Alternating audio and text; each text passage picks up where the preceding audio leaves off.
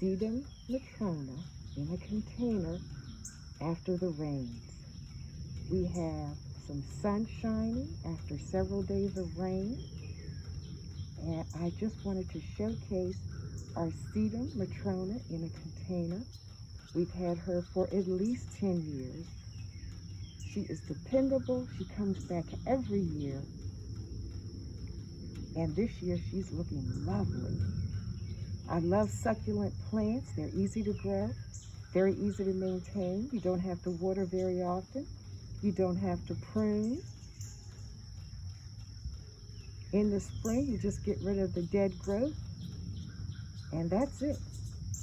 To learn more about Sedum Matrona, please visit itsgardeningtime.com.